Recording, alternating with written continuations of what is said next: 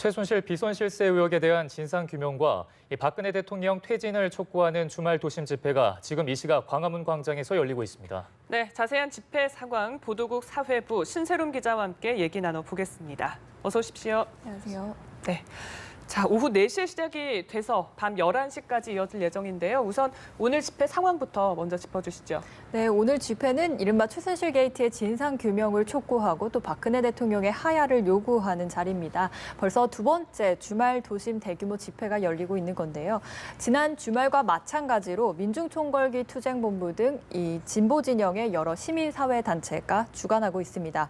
오늘은 지난 주말 진행된 집회보다는 더 많은 시민들이 참석했습니다. 4시부터 시작된 집회는 오후 5시부터 행진이 이뤄질 예정이었는데요. 지금까지 주최 측이 추산하고 있는 참가자는 10만 명 정도로 보입니다. 또 경찰이 추산하고 있는 참가자는 5만여 명 정도로 보이고요. 현재는 다시 광화문 광장에 집결해서 정리 집회를 하고 밤 11시까지 이어지는 자유 발언 등이 이어질 예정입니다. 네, 그렇군요. 네, 이 시민들이 대거 참석해서 집회 규모가 이제 10만 명까지 늘어났다고 하는데 이 집회 분위기는 어땠나요? 네, 교복을 입은 청소년과 또 대학생, 어린 자녀들의 손을 잡고 나온 부모, 가족, 또 종교인, 또 60, 70대 어르신들까지 정말 다양한 계층의 시민들이 광화문 광장을 꽉 메우고 있었습니다. 이 박근혜 퇴진이라는 구호를 목청껏 높여서 또 이 현 정권에 대한 불만을 강하게 드러내고 있는 건데요.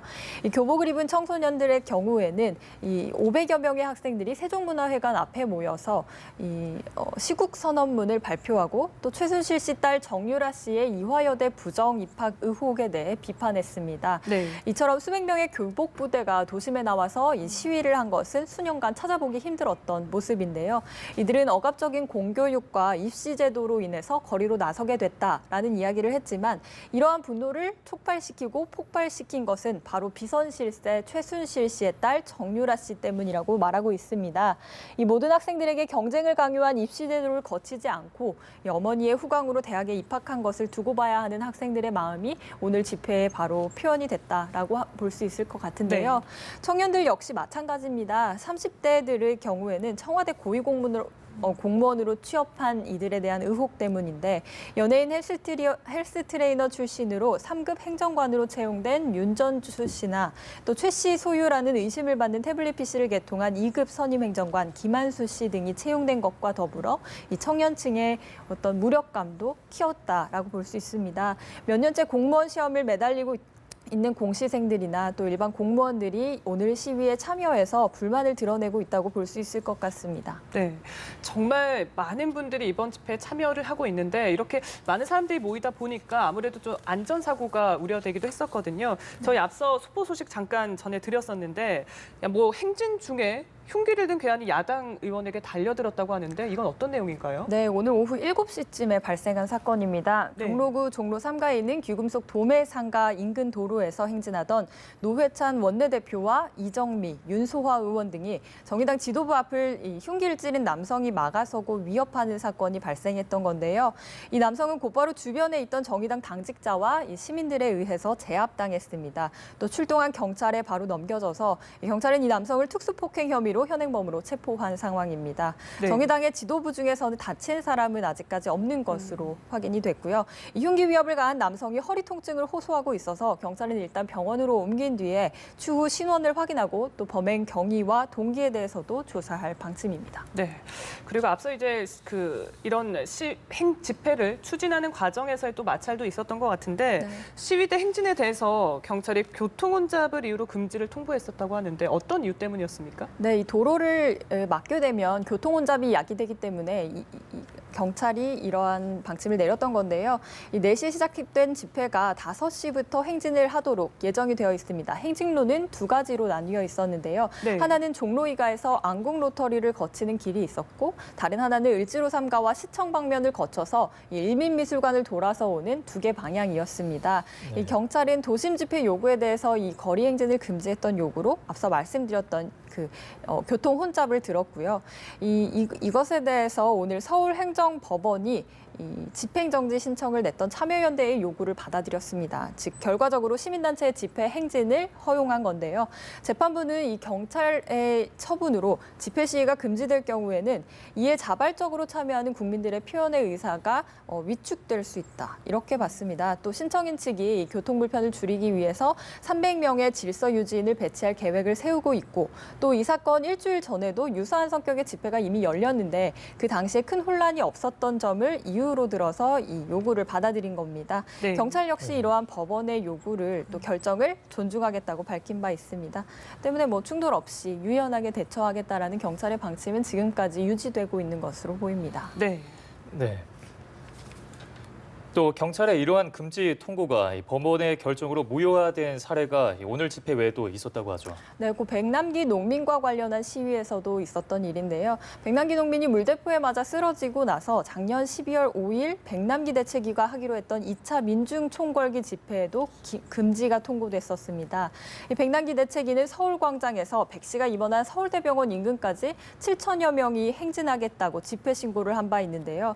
이 집회가 집단적 폭행이나 송괴 등으로 공공의 이 질서 유지에 위협을 끼칠 것이라는 것이 이 경찰 측이 말한 금지 통고의 이유였습니다. 하지만 이에 대해서 백남기 대책위는 집행정지 신청을 오늘과 같이 똑같이 냈고요. 이에 대해서 법원 측은 받아들인 바 있습니다.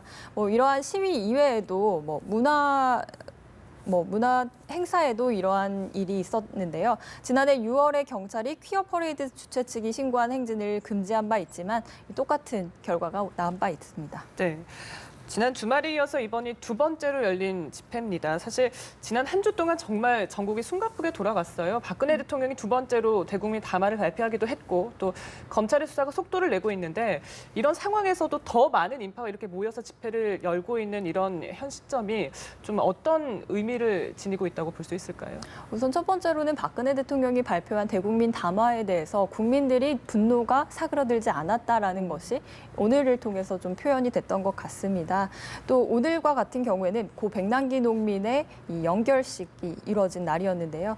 병원에서 사투를 벌이다 숨을 거둔 지 41일 만에 오늘 바로 연결식이 이루어진 겁니다. 이날 오전에 장례식은 8시 발인을 시작으로 열렸는데요. 9시에 장례 미사가 명동성당에서 있었고 11시 30분에 노제가 이루어졌습니다. 연결식은 오후 2시부터 광화문 광장에서 있었는데요. 각계각층의 정치인뿐만 아니라 시민들도 많이 모여서 4시에 열리는 집회를 앞두고 열린 2시 연결식부터 집회 분위기가 시작됐다고 볼 수 있을 것 같습니다. 네. 네. 말씀처럼 집회가 열리기 전에 고 백남기 농민의 장례식도 함께 진행이 됐는데 이 자리에 많은 정치인들도 참석한 것 같습니다. 네, 맞습니다. 이 정치인들의 경우에는 오후 늦게까지 이어진 집회 참석에는 일부 참석하지 않은 사람들도 있지만 이 고 백남기 농민의 장례식에는 참석해서 발언도 하고 또 함께 이제 시민들과 의견을 나눴던 것으로 보입니다. 그렇군요. 자, 오늘 집회가 사실 서울 광화문 광장에서 열리고 있지만 전국적으로 열렸다고 하는데 이 소식도 좀 함께 종합을 좀 해주시죠. 네, 전국에서도 열리고 있는데요. 정확한 이 이야기들은 이제 조금 더 시간이 지나봐야 알 수 있을 것 같습니다. 세종이나 제주에서도 있었던 것으로 알고 있고요.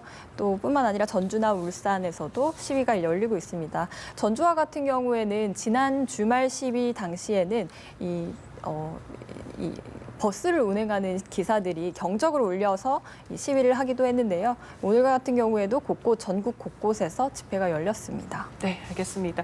자, 이 시각 또 광화문 광장에서 많은 인파가 모여서 촛불을 들고 집회를 이어가고 있는데 우선 밤 11시까지 늦게까지 진행이 될 것 같습니다. 남은 집회 일정 끝으로 좀 짚어주시죠. 네, 오늘 집회가 마지막은 아닙니다. 오늘 집회 이후에도 평일 저녁마다 이 집회가 예정되어 있고요.